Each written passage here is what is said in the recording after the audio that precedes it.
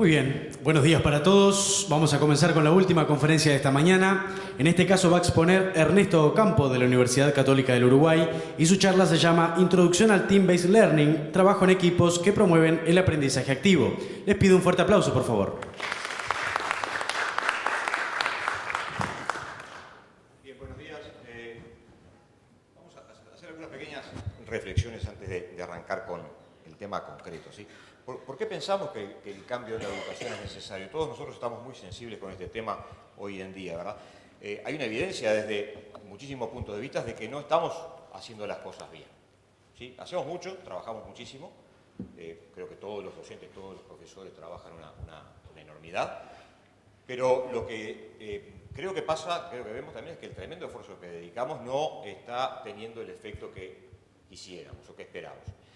Un expresidente o rector de la Universidad de Harvard, Derek Bock, hizo una investigación muy interesante sobre cómo los estudiantes, en este caso en Estados Unidos, estaban alcanzando 8 tipos diferentes de aprendizajes, que a todos nosotros nos gustaría ver en nuestros graduados: cómo comunicarse, cómo pensar, cómo vivir en la diversidad, cómo prepararse para una sociedad global, etc.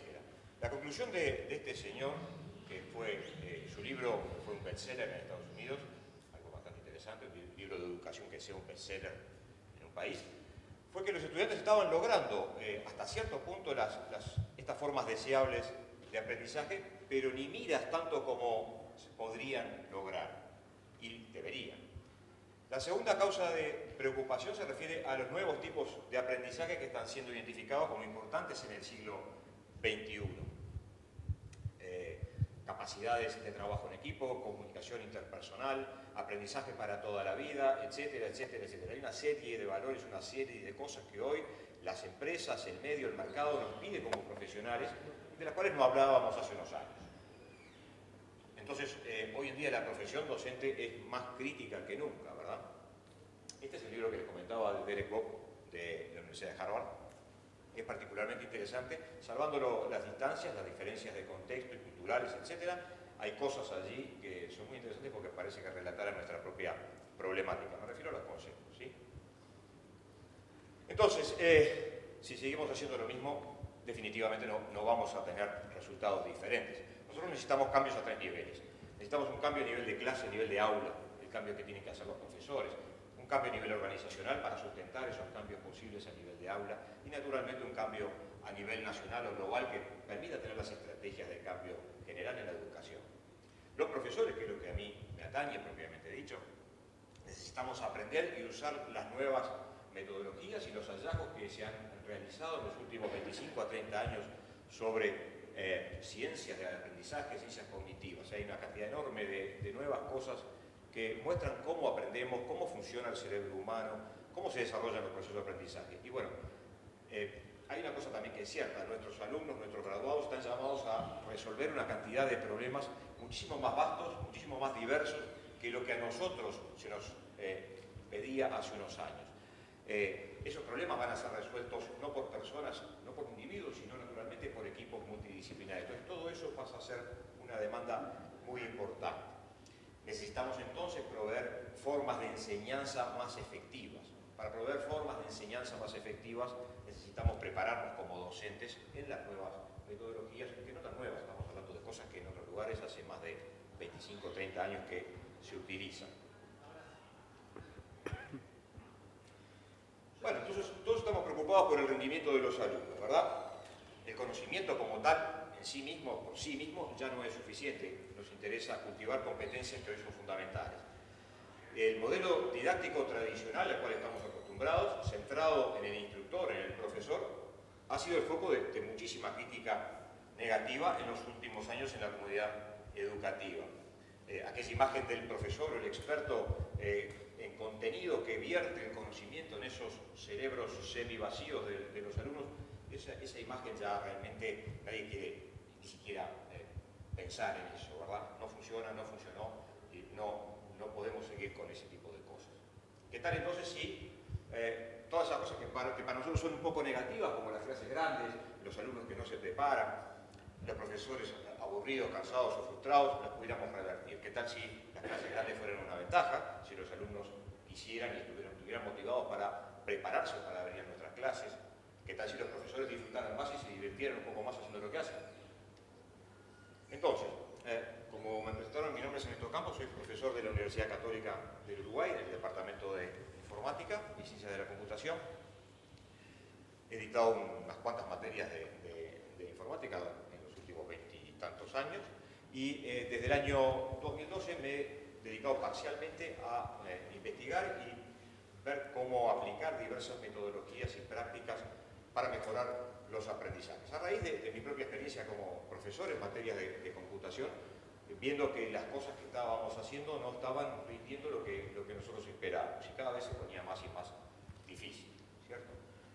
Entonces, ¿por qué supongo que estamos todos nosotros acá hoy? Los profesores en general, la sociedad nuestra en particular, todos sentimos que hay una urgente necesidad por mejorar nuestras prácticas de enseñanza. Es claro que el cuerpo de conocimiento de cualquier materia, de cualquier disciplina hoy en día excede vastamente cualquier programa de estudio que tengamos en cualquier asignatura, en cualquier currícula de cualquier universidad. Entonces, eso es lo primero que siempre les pido que les quede picando allí en la cabeza, ¿no? ¿Qué doy en esta materia? Primero, ¿qué doy entre comillas, itálica, bold, ¿sí? ¿Qué doy en esta materia? Esto, o aquello. De al lado se le ocurren otros tópicos, otros temas, a mí se me ocurren estos, el curso de la universidad de enfrente se le ocurren otros. ¿Quién tiene la razón? Nadie, o todos hacemos lo que podemos, pero por lejos no podemos abarcar todo el contenido, ¿verdad? El contexto y la motivación de nuestros alumnos ha cambiado. Todos nos quejamos, no leen, no aprenden, no vienen preparados, no se enfocan, no se concentran. El problema es que como ingenieros o licenciados o profesionales de la informática o de cualquier otra rama, pero en particular lo que nos toca, los problemas siguen siendo duros. O sea, hay que estudiar, hay que pensar, hay que razonar, hay que concentrarse en un problema para poder resolverlo. Así que, y encima es mucho más difícil que hace 10 años, 15 años, mucho más cantidad de problemas, mucho más complejos. Entonces, nos quejamos de que la gente tiene varias carencias, pero al final de nuestro proceso educativo tenemos que sacar un licenciado, un ingeniero, un profesional que sea mejor, mucho mejor que nosotros mismos. Es un problema, ¿verdad? Bien, ¿cómo empezó todo esto? Hace 3 años, en 2012, los decanos de todas las facultades de ingeniería, con el auspicio de la ANI y de algunos privados también, y de la agencia, la SPA-WIDIA, que es una agencia de Harvard, diseñaron un curso en Harvard para profesores universitarios. Fue una semana intensa, 8 horas por día, en la cual nos expusimos a varios de los referentes más importantes de Estados Unidos en materia de educación. Fuimos 30 profesores, eran 4 o 5 por cada universidad y algunos profesores de secundaria también, y fue muy interesante porque vimos un montón de cosas que muchas veces por la vorágine de nuestro trabajo se nos pasan desapercibidas o que no trabajamos explícitamente en eso, y particularmente vimos que los países desarrollados están trabajando muy fuertemente, muy dedicadamente, con foco en la mejora de la enseñanza. A mí una de las cosas que más me llamó la atención fue la presentación de Larry Mickelson, que fue lo de Team-Based Learning, y por eso me dediqué luego más a esa parte, o me concentré más en esa parte. Una de las charlas muy interesantes fue la del doctor Eric Masur. Eric Masur estuvo en Montevideo en 2013, es el inventor, el patentador de lo que se llama Peer Instruction, probablemente hayan visto instrucción de pares y los clickers para las clases. Está muy bueno, es un profesor de física de Harvard, muy conocido a nivel de todo el mundo. Y bueno, en su presentación les voy a mostrar un electroencefalograma típico de estudiante, de alumno. Bueno, entonces nos dice... Acá, la primera parte ahí vemos que hay bastante actividad cuando los chicos hacen laboratorios o incluso cuando hacen trabajos domiciliarios. ¿Sí? Había bastante actividad en el...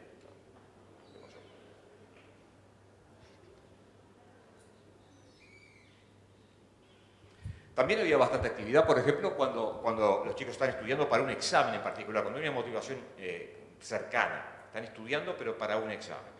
Luego nos dijo, bueno, pero fíjense lo que pasa cuando los muchachos, nosotros también, ¿no? Parece que nos pasa a nosotros también. Estamos mirando televisión, ya como que el electro es tipo zombie, ¿no? Lo peor de todo fue cuando nos mostró lo que pasaba en las clases. Es peor que la tele, en las clases magistrales. O sea, ustedes ahora deberían estar más o menos así. ¿cierto? Esto nos liquidó, nos dio un mensaje fuertísimo. No sé si es realmente cierto, cuál es he leído los papers y demás, ahí está bastante difundida la investigación. No sé si es global, pero en cualquier caso asusta, ¿sí? La clase magistral no funciona más. Por más que uno pueda divertirse mucho y pueda dar una clase fantástica, una presentación fantástica, los muchachos tienen un periodo de concentración en una presentación nuestra de no más de escasos minutos. Les vemos las caras inmediatamente. Bien, entonces en los últimos 3 años hemos hecho un montón de cosas con respecto a esto. He dedicado parte de mi tiempo a implementar en el primer curso, que lo hice en un curso de programación, algoritmos de datos y estructuras, ya en el segundo semestre de 2012, un curso que doy desde hace ya un montón de años y en el cual hemos puesto en la Católica una enorme cantidad de recursos a lo largo de los años, gente, computadoras, una barbaridad de recursos, y la verdad que la cosa venía cayendo fuertemente y estábamos realmente muy preocupados. Cuando vimos esto dijimos, bueno, que sea lo que Dios quiera, saltamos y probamos. Entonces directamente lo implementamos a un mes después del curso de Harvard. Y luego de eso yo seguí preparándome en Team-Based Learning. Hemos hecho varios talleres para docentes en la Universidad Católica. Trajimos al inventor de esto, a Larry Mickelson, entre todos los decanos, nuevamente con la asistencia de Ani, en febrero de 2013. Y luego ha habido varias actividades más. Presentamos algunos resultados en conferencias de la Conferencia Global de Team-Based Learning, y en febrero de este año también logramos traer al doctor Lee Fink, que es contemporáneo de Mickelson y también muy relevante a nivel de Estados Unidos en lo que se llama aprendizaje significativo, diseño de aprendizaje significativo. Allí también participaron en el curso del doctor Fink todas las universidades. Y yo recientemente he podido tener la oportunidad también de trabajar con otra persona muy relevante, con Jim Sibley, en la Universidad de British Columbia en Canadá. Bueno, vamos a ver una vista de alto nivel. Primero, el contexto donde se inscribe esta estrategia instruccional Team-Based Learning. Y luego vamos a ver de qué se compone, cómo funciona, cuáles son las actividades, las tareas, etc. Y les comentaré algunas experiencias nuestras, resultados, algunas lecciones aprendidas y, bueno, escucharemos sus preguntas.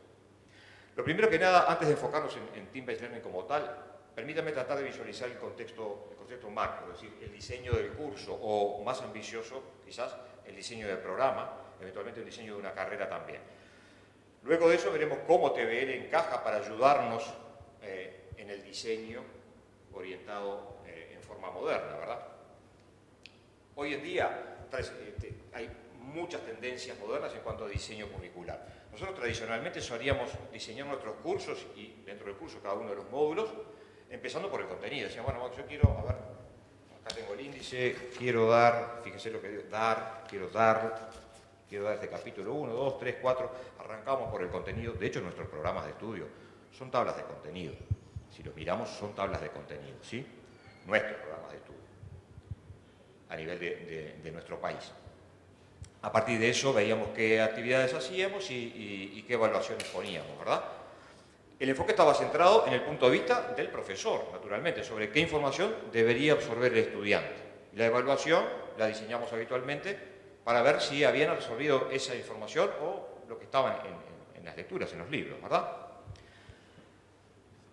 Como ya mencionamos anteriormente, muchas cosas han cambiado. Esto ya no es muy aceptable, ¿verdad? Las tendencias globales en educación muestran un claro movimiento desde este enfoque tradicional centrado en el profesor al enfoque centrado en el estudiante, en el cual lo que nos preocupa es qué podrá ser capaz de hacer o demostrar el estudiante una vez que alcance exitosamente el fin de la unidad temática del curso o eventualmente del programa, ¿verdad?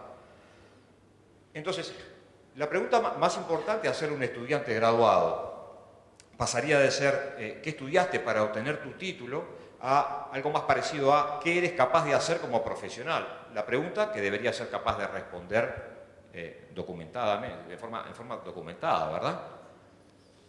Esto tiene un impacto fuertísimo a nivel de la interna del diseño curricular. Si ya no es más un certificado de estudio, simplemente una tabla de contenidos. Es ¿qué puedes hacer? ¿Qué efectivamente puedes hacer? ¿Y cómo puedes demostrarlo? ¿Sí? Este enfoque está cada vez más difundido y aceptado. popularizado originalmente por Biggs y Tang en la Universidad de Hong Kong y todas las universidades asiáticas de la zona, digamos, de Reino Unido, de la ex Commonwealth, en las universidades del Reino Unido. Se lo pueden encontrar también bajo el nombre de alineación constructiva o constructivismo, ¿sí? Básicamente, después pueden verlo por el lado del Dr. Fink como diseño integrado, por el lado de Biggs lo van a ver como diseño de cursos orientado a resultados. Y básicamente se llama así porque lo primero que vemos es lo que domina todo el panorama son los resultados esperados del aprendizaje, que es una expresión, no ya desde el punto de vista de lo que queremos hacer nosotros, sino de lo que esperamos que el estudiante sea capaz de hacer y demostrar al finalizar curso, unidad temática, programa, ¿sí? Cuando nos ponemos en el momento de escribir esos resultados esperados del aprendizaje, para lo cual hay muchas ayudas, como taxonomías del conocimiento y muchísima información al respecto, nos concentramos más que nada en pensar qué es lo que tratar de visualizar a ese estudiante, a ese futuro graduado, como un profesional, como un colega nuestro, y ver qué es lo que querríamos que pudiera hacer. ¿Sí? Entonces eso ya nos obliga a un ejercicio importante para validar las cosas que supuestamente queremos enseñar en nuestro curso. Los resultados esperados del aprendizaje iluminan directamente las actividades de enseñanza. Nosotros si queremos que una persona sea capaz de hacer ciertas cosas, entonces lo que vamos a hacer es diseñar nuestras actividades de enseñanza para practicar, ejercitar y alcanzar esos resultados. Y la evaluación está directamente relacionada con ambos, es decir, yo voy a evaluar si efectivamente alcancé los resultados del aprendizaje y tiene que estar relacionada con las prácticas, los ejercicios que hemos realizado. Entonces, desde ese punto de vista es un enfoque integrado, ¿verdad? Bien, entonces no podemos por tiempo abundar en el tema de los resultados esperados del aprendizaje y el diseño, pero simplemente quería establecer un marco donde calza Team-Based Learning como otras metodologías. ¿Qué es Team-Based Learning? Acá, ¿cómo puede ayudarnos para efectivamente diseñar e implementar nuestros cursos? Creo que Team-Based Learning es en sí misma una metodología completa, como vamos a ver en breve. Podríamos llamarle proceso, podríamos llamarle incluso hasta receta. Ahora les cuento por qué me gusta el término receta acá. Pero es una colección de actividades que están hermanadas, son coherentes para lograr los objetivos de aprendizaje, creada por Michelson, como les decía anteriormente, de la Universidad de Missouri y Oklahoma, hace más de 30 años, y está extremadamente difundida. Se basa en principios como aprendizaje activo, aprendizaje para toda la vida, aprendizaje permanente, flipped classroom, es decir, las tareas activas se realizan en clase, las tareas de preparación individual fuera de clase, y es un enfoque de alineación constructiva. Bueno, hablamos. Entonces, naturalmente está centrado en el estudiante, y yo le llamo receta, y es una de las cosas que me gustó cuando lo vimos con Michelson en Harvard, fue que tiene todo un camino de actividades relacionadas que como profesor, experiente o sin experiencia, nos proveen una ruta para hacer cosas que está probada científicamente.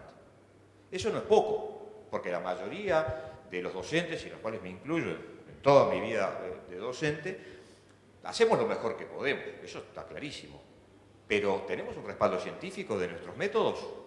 Yo hago presentaciones, yo hago problem solving, yo hago project-based learning, pero ¿tenemos un respaldo científico? Esa es la gran pregunta. Eso es lo que a mí me encantó de la presentación de Michelson en su momento. Es una metodología con un montón de actividades y tiene un respaldo científico importante. Así que si me arriesgo, tengo cierto nivel, tengo una red en la cual caer. ¿Sí? Puede salir mal, por supuesto.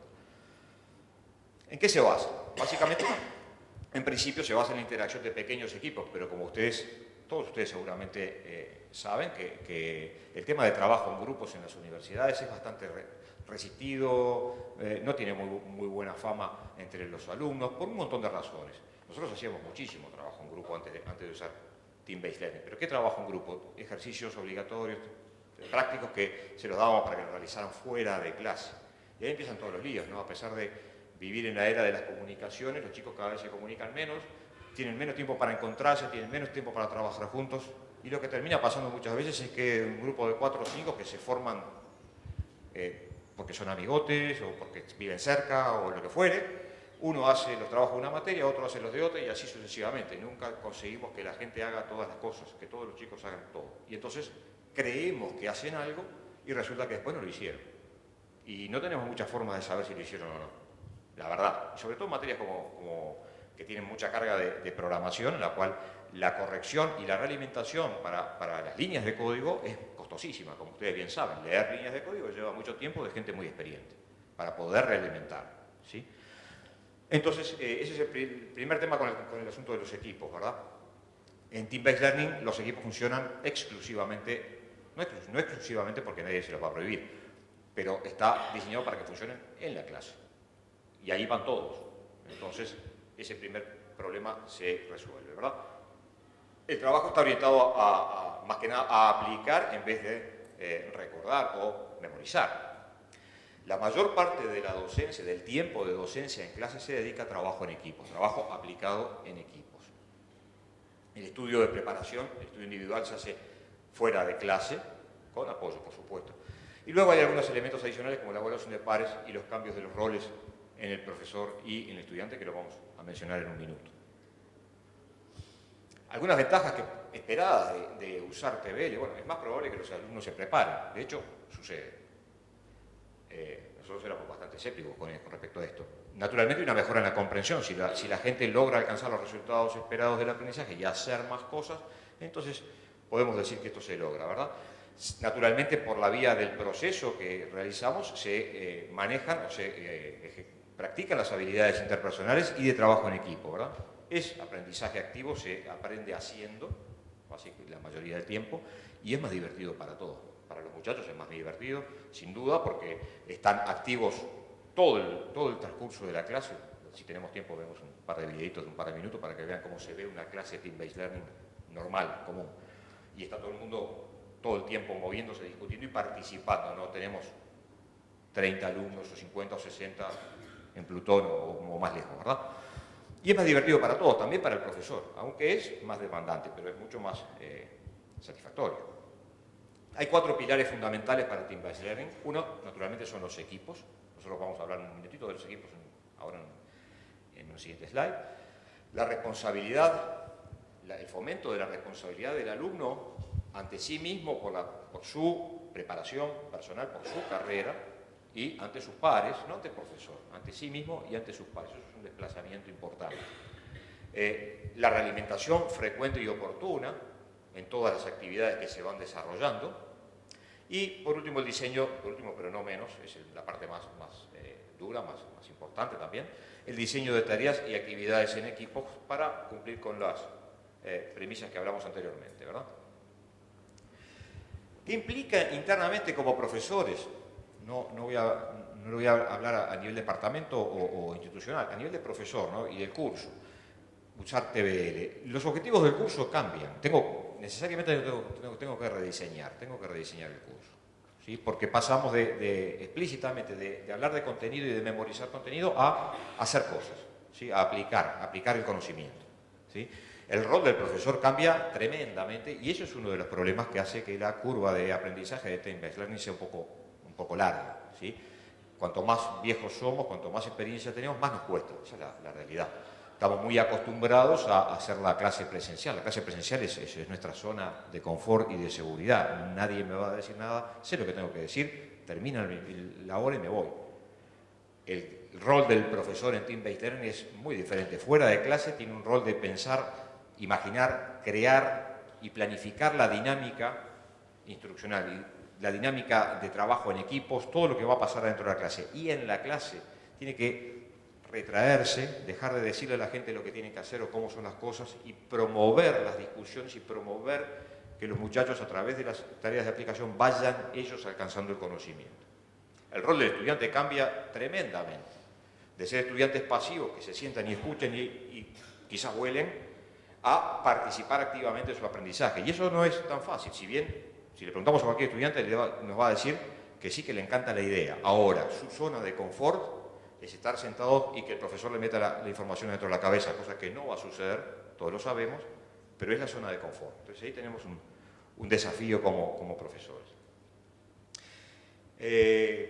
Vemos para cómo armar TBL varias partes que hacer antes de de empezar, qué hacemos durante el curso y al final, ¿verdad?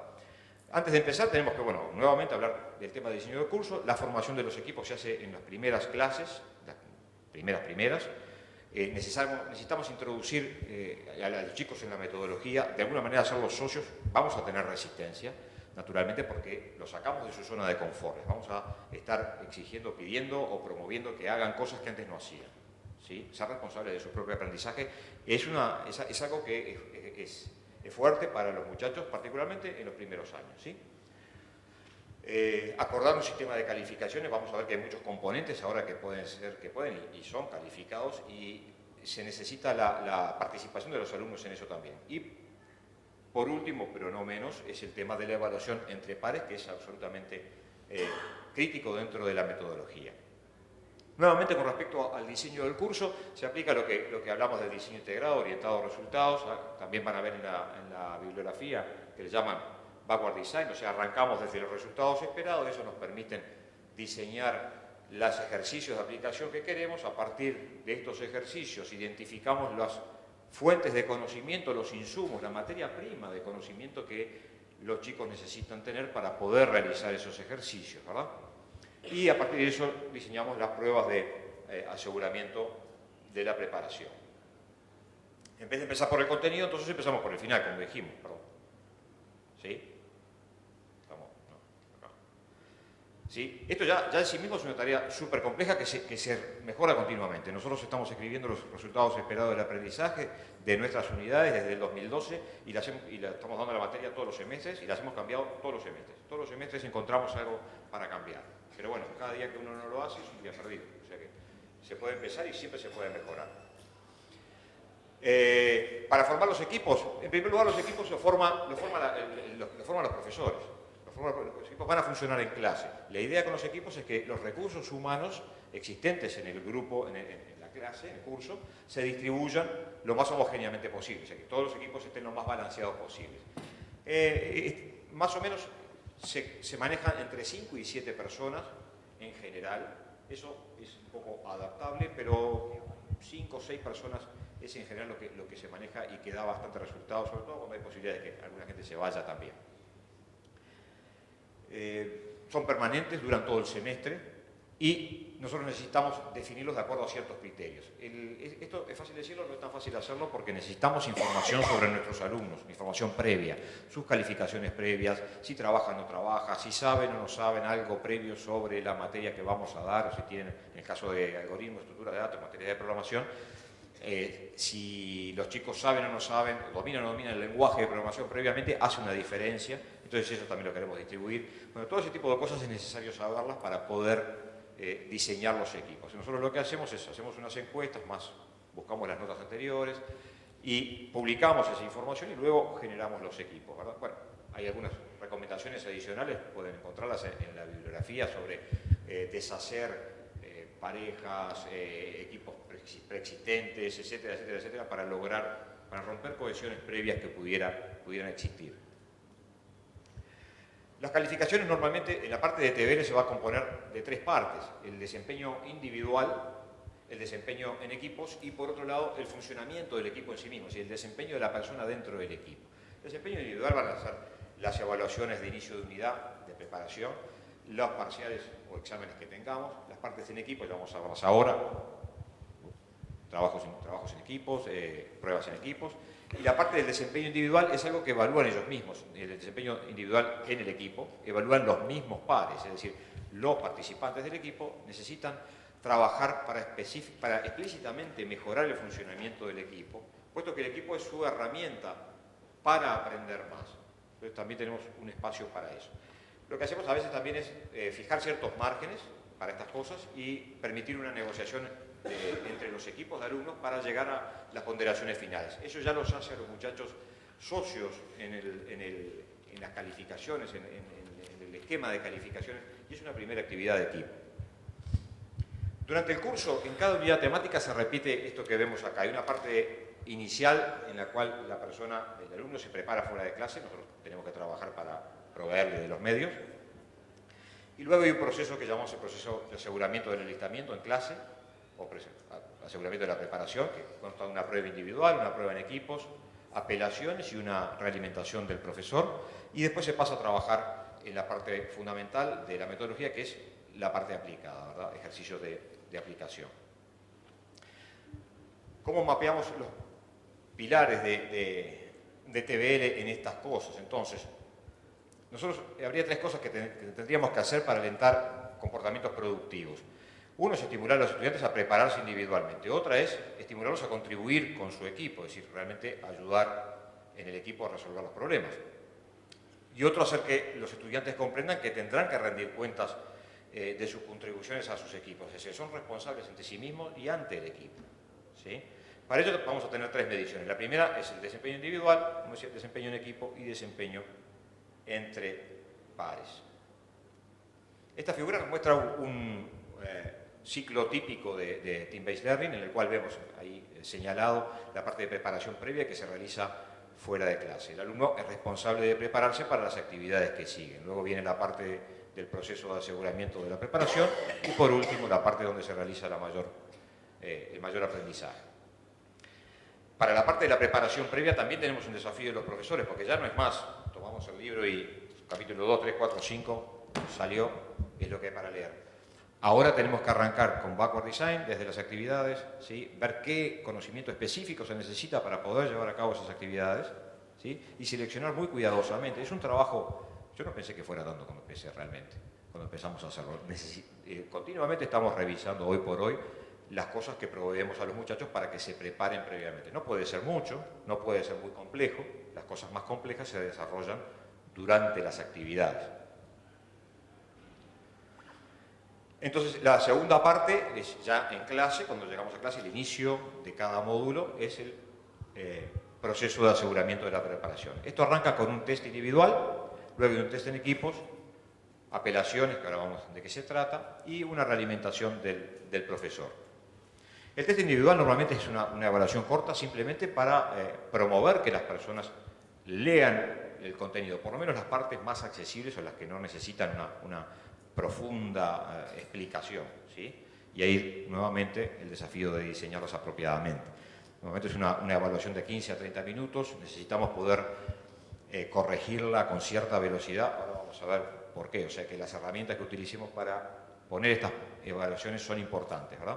Esto es seguido inmediatamente de la evaluación en equipos. También la misma evaluación se pone ahora en equipos, pero con una característica diferente. En este caso, vamos a buscar la forma de dar realimentación inmediata. Aquí el equipo en todo su conjunto discute cada una de las preguntas, y esta es la primera actividad de aprendizaje fuerte. Se ven discusiones muy ardorosas en esta actividad. Tenemos ahí instrucción de pares, ¿verdad? Y tenemos que buscar la forma de dar una realimentación instantánea en esta evaluación. Ahora lo vemos cómo se hace. Luego la siguiente actividad es apelaciones, que ahora vemos cómo lo hacemos. Y por último, una exposición del docente, exposición o simplemente ir a atacar a los puntos flacos que podemos observar en la evaluación individual. En la parte de, ¿cómo vemos la parte de realimentación frecuente y adecuada? Bueno, esto ya arranca en el test en equipos, ¿sí? Si tenemos la herramienta apropiada, ya en cada una de las preguntas, una vez que tienen la discusión, los alumnos deberían poder obtener una cierta realimentación. Esto se hace de muchas maneras. Una que ustedes quizás hayan visto es el de usar unas hojitas de respuesta, ¿sí? Tipo raspadita. Creo que tengo uno por acá, si quieren verla después. ¿Sí? Entonces uno diseña las preguntas, sabe dónde están las respuestas, los chicos discuten las preguntas, cuando llegan a un consenso dentro del equipo, raspan la que les parece que es la más correcta. Si no le invocaron, no va a aparecer la estrella. Si le invocan, aparece la estrella. Si no le invocan, pueden volver a probar, pero con menos puntaje. O sea, ahí ya tienen un primer paso de realimentación. Se pueden usar esas cosas, hay muchas formas de hacerlo. Hoy por hoy están surgiendo apps para Android, Apple, todo, que se pueden hacer con el teléfono. Nosotros utilizamos, como en nuestro curso hay tienen computadoras porque es programación, entonces utilizamos directamente la plataforma el Moodle de la universidad, en el cual se pueden diseñar los test para formato adaptivo, se llama, y hace exactamente lo mismo que la tarjeta. ¿sí? Cuando le embocan aparece verde, cuando le erran aparece rojo y le descuenta el puntaje que queremos. Eso ya es una primera actividad. Las apelaciones son también un proceso de aprendizaje importante. Los chicos pueden apelar con ciertos estándares las preguntas o respuestas, si están mal, de acuerdo a la bibliografía. Entonces, a ellos les encanta encontrar errores en las preguntas que hace el profesor. Entonces, incluso a veces hasta ponemos alguna errada para fomentar el proceso, ¿no? Porque eso hace que ellos discutan ardorosamente dentro del equipo, pero tomando inmediatamente como referencia las lecturas que fueron indicadas. Entonces, eso va produciendo un hábito también de ir a respaldarse en los libros, en las lecturas, ¿verdad? Y por último, la parte más importante de la metodología son los ejercicios de aplicación, los trabajos de aplicación, en los cuales van a estar haciendo, discutiendo, analizando, ¿verdad? Los trabajos de aplicación, los ejercicios, según la metodología, tienen 4 características básicas que deben ser significativos. Esto quiere decir, tenemos que inventar cosas que sean lo más realistas posibles o similares a situaciones que van a encontrar en su vida profesional, para que se estimulen y entiendan o tengan un estímulo por lo que están haciendo. Específicas, si bien promovemos que haya diferentes líneas de solución para que exista la discusión, al final del camino debería haber una mejor solución de acuerdo a algún criterio. A veces eso con cosas de programación es un poco difícil de lograr, muy difícil, pero a medida que uno va practicando va encontrando cosas. Puede poner, bueno, de todas estas soluciones, cuál es la más robusta, cuál es la que gasta menos memoria, cuál es la que tiene mejor orden del tiempo de ejecución, bla, bla, bla. Hay cosas que uno puede trabajar, ¿sí? Para lograr lo importante es lograr que los chicos discutan entre sí. Es importante en el diseño de las actividades de aplicación que requieran del concurso de todo el equipo. Es decir, ese es otro desafío muy importante. El ejercicio tiene que ser tan difícil que no puede ser realizado bien si no trabajan todos y no se preparan todos. O sea, ellos tienen que sentir que la preparación previa realmente vale la pena. Y por otro lado, no puede ser tan difícil que bajen los brazos. Entonces, lograr el punto justo allí es muy difícil, pero bueno, es lo que uno va haciendo todo el tiempo, vamos mejorando, ¿verdad? Muchos formatos existen para esto y depende tremendamente de la materia y de la disciplina, naturalmente. En cosas de programación tenemos muchos desafíos porque las tareas de programación en sí mismas no son muy aptas para discusión entre equipos. Entonces tenemos que buscarle la vuelta para finalmente llegar a discusiones. Bueno, este es el ciclo en general. Simplemente la parte de abajo muestra un poco qué es lo que se hace dentro de clase y fuera de clase. Cuando una unidad se extiende durante varias clases, lo que hacemos habitualmente es ir indicando lecturas adicionales, ejercicios domiciliarios para practicar cada vez más profundos y que ayudan o preparan a la persona para los trabajos en equipo que se hacen en la clase. Por último, el tema de la evaluación de pares. Esto es un tema absolutamente fundamental. No existe Team-Based Learning, y es una de las razones por las cuales tiene marca registrada, si no hay evaluación de pares. O sea, podemos hacer pruebas de inicio de unidad, podemos hacer trabajo de aplicación, podemos hacer un montón de cosas. Si no hacemos todo junto, entonces no es Team-Based Learning. Team-Based Learning es un conjunto de actividades armónico, y la evaluación de pares es bien importante. Nosotros pensábamos con un colega con el cual damos esta materia hace muchísimos años, cuando empezamos con esto, que no iba a funcionar. Dijimos, esto no va a andar. Conociendo nuestra cultura, como somos uruguayos, esto no va a funcionar. Nos desmayamos cuando a los chicos no solamente les encantó, sino que pidieron más. O sea, no solamente les gustó el tema de las evaluaciones de pares, sino que dijeron, nosotros habíamos puesto en el primer semestre, pusimos una. Nos dijeron, no, queremos más. Y de hecho, hoy por hoy hacemos 3. Las evaluaciones de pares las hacen los chicos, ellos evalúan a sus pares. Hay estándares mundiales de esto, pero nosotros además lo que hacemos es hacer una actividad con los muchachos para que ellos expresen cuáles serían los valores, habilidades u otras cosas que les gustaría evaluar en sus compañeros de equipo. Con lo cual también están diciendo qué cosas ellos valoran o ellos valorarían que les evaluaran en sí mismos. Y eso lo incorporamos a la evaluación de pares. Para la evaluación de pares por lo menos para nosotros, y creo que es el problema en el Uruguay en general, los recursos humanos son escasos y valiosos. Entonces, es necesario tener herramientas que permitan diseñar la evaluación de pares, publicarla, que los chicos la puedan hacer y que puedan ver los resultados inmediatamente. ¿Sí? Y nosotros los profesores poder descargar las calificaciones para insertarlas dentro del esquema de calificaciones del curso. Para ello nosotros estamos usando un software que se llama iPeer de la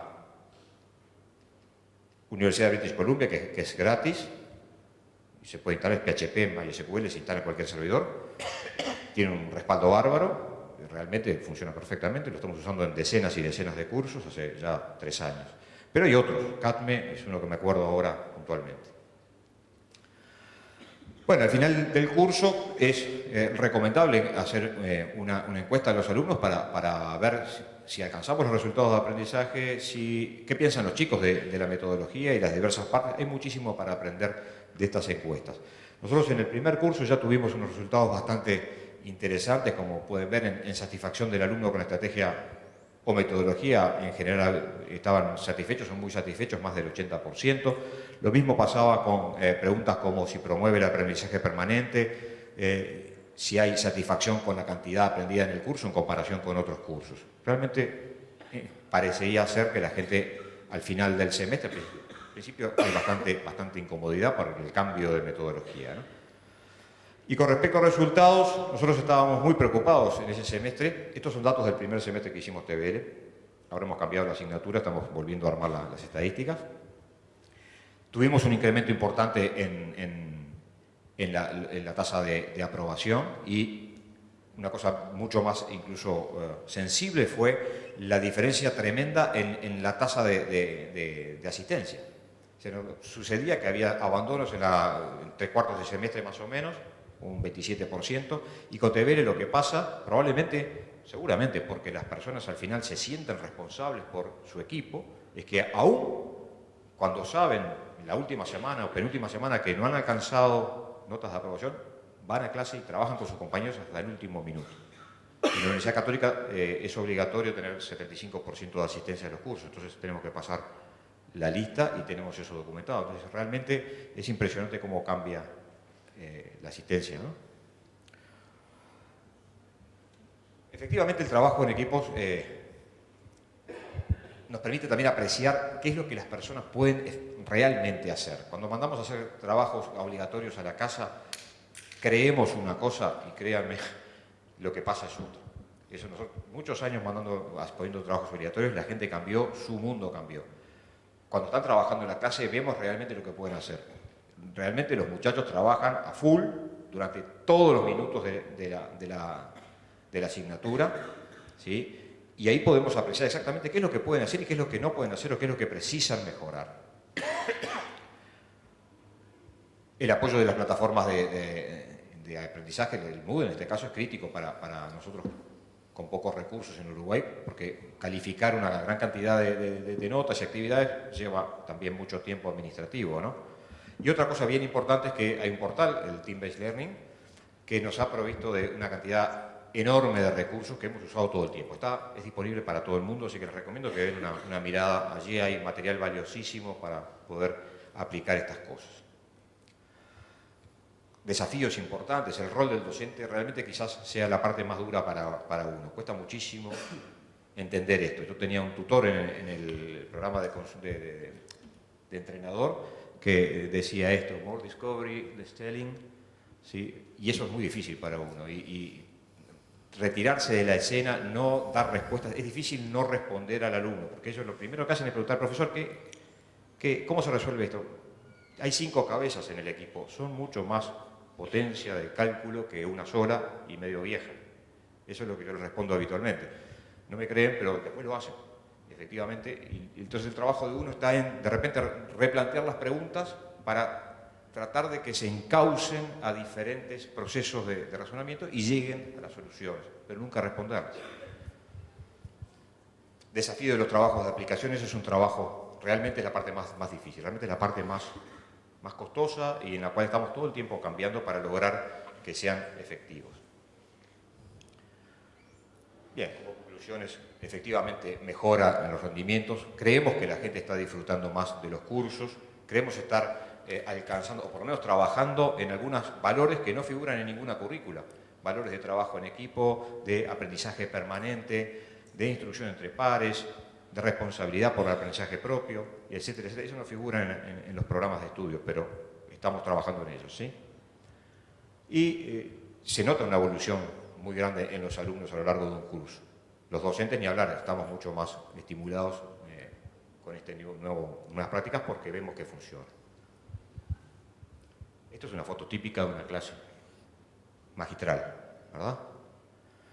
Y esto es una foto típica de una clase en equipo. A ver si puedo poner el video.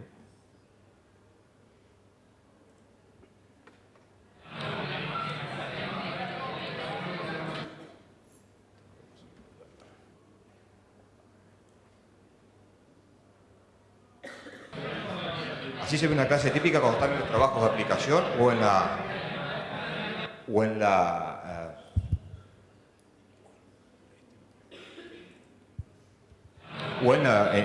evaluación entre equipos. Hay muchísimo ruido. Larry Mickelson decía que podemos saber si la gente está pensando y razonando de acuerdo al nivel del ruido que tenemos en la clase. Eso ya como profesores es algo que nos sacude.